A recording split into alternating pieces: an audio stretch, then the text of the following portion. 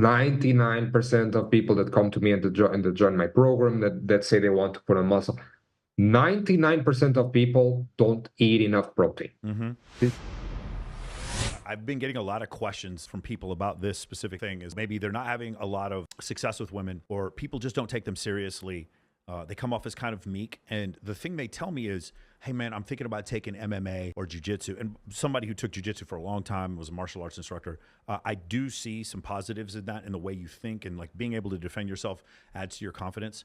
But what they really wanted was to be more attractive to the opposite sex. And so the concept of going to the gym, eating more protein and getting bigger versus doing Muay Thai and jiu-jitsu. You went into that before. Really, like, people are saying one thing, but really what they want is something else. Yes, 100%. Of course, it's going to help you a little bit by with your confidence if you know how to fight and everything. But if you're waiting, if the thing that you really cared about was like becoming more dominant with women and becoming more assertive, yeah, that's not going to be as influential as actually putting on size and going to the gym and putting on muscle. So, in my opinion, if that's the goal, overall becoming more assertive with women, becoming a more masculine guy, yeah, putting on muscle would be above martial arts, Yeah. in my personal opinion. Yeah, I love martial arts. The issue is, like, I just have clients and they'll say things to me like, yeah, I started going to hot yoga. And I'm like, bro, is hot yoga giving you a six pack? Like, I don't understand the mentality of this. They want to do, again, it's one of these things we talked about before about copy. The obvious answer is go to the gym and put on muscle. But because they're so intellectual, they want to find some other creative way to get around that. And it's just like, that is the most important thing. I think you need, it's not that women see a man immediately and know within 30 seconds she wants to sleep with him. She knows within 30 seconds if she doesn't want to sleep with him, because there's all these different things that go on that can disqualify him. And it could be his height, but it also could be his physique, and it could be his voice, and it could be his facial hair. There's all these different things. And my point, and you've mentioned this before, is like, why let any of these, why give them a reason? Why give girls a reason? Why give girls a reason to not like you? Why not have at least all of these different attributes up to like 80%? And then have a few attributes up to 100%. So like maybe you've got all these attributes good, but you're fantastically wealthy, or you're incredibly funny, or you're super well connected. Have one of these attributes go all the way up to 100, but have at least every attribute. Like, you can't have all these attributes at 80 and then your breath is terrible, right? All of them need to be up to that point. And so the thing with the MMA deal is, like, if the problem is women look at you and don't take you seriously because you've got a lot of belly fat and you don't have any definition in your upper body, then that needs to be what the priority is.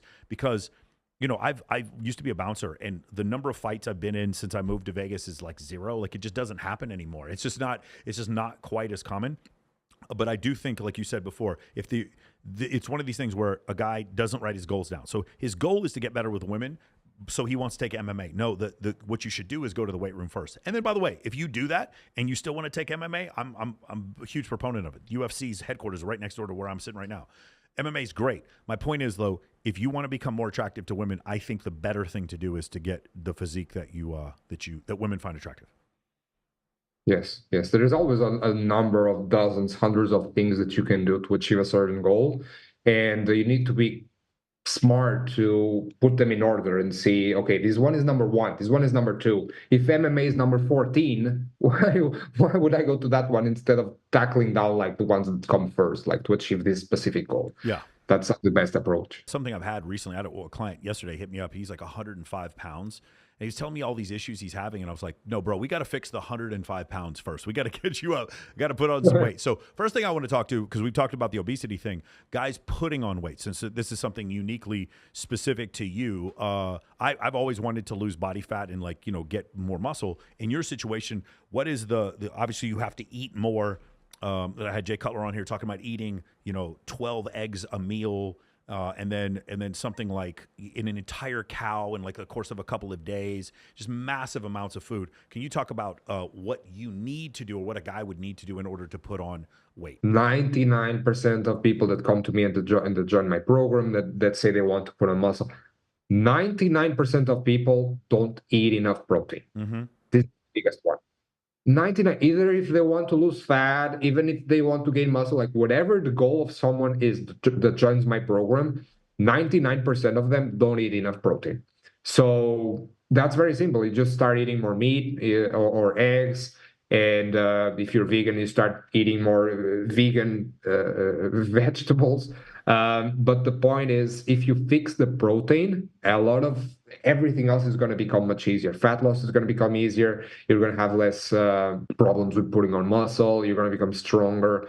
So fix the protein first. And if you don't know how to fix that, use Google. Learn how to track calories, learn how to track macros. And that's going to be a big one. Fixing the protein for me, that was a game changer. Even though back then I didn't even knew about calories and macros so much when I was like 15, 16. But I was lucky that my gym had a nutritionist that was included, and she just gave me like a meal plan. And I remember thinking, oh, I'm going to become fat by eating this much. And she was like, don't worry about it. Just give it a try. And I was getting like 1, 2 pounds of muscle a month, like when I started with the meal plan, and I didn't change anything in my training. So yeah, the food was definitely a big factor in when it came to putting on size back then. And your secrets when it comes to weight training, you talked about each muscle group like more than once a week, high intensity, low weight, high weight, low intensity. Can you go over what your overall strategies are? A big one is most people, they don't really have a strategy for when their muscle is going to be recovered and ready to hit a PR, so personal record. So let's say you're lifting, 225 pounds in a bench press.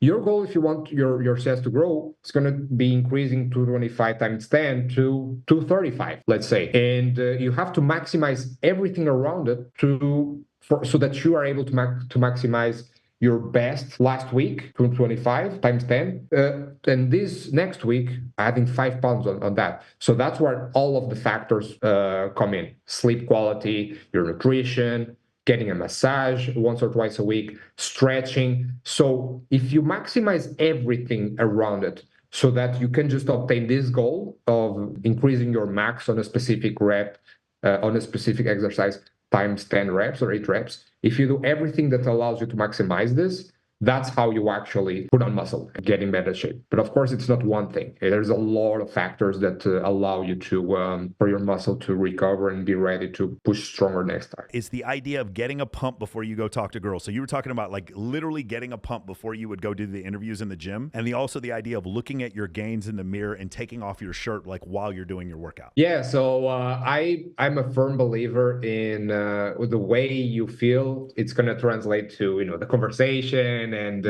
everything. So even like if I know that I'm going out that night, for example, I'm not gonna do a leg workout. I'd rather do an upper body workout because Beautiful. I'm gonna feel more confident, even if it's like 5% more confident about having that bicep vein or that chest pump. I'm gonna feel a bit more confident.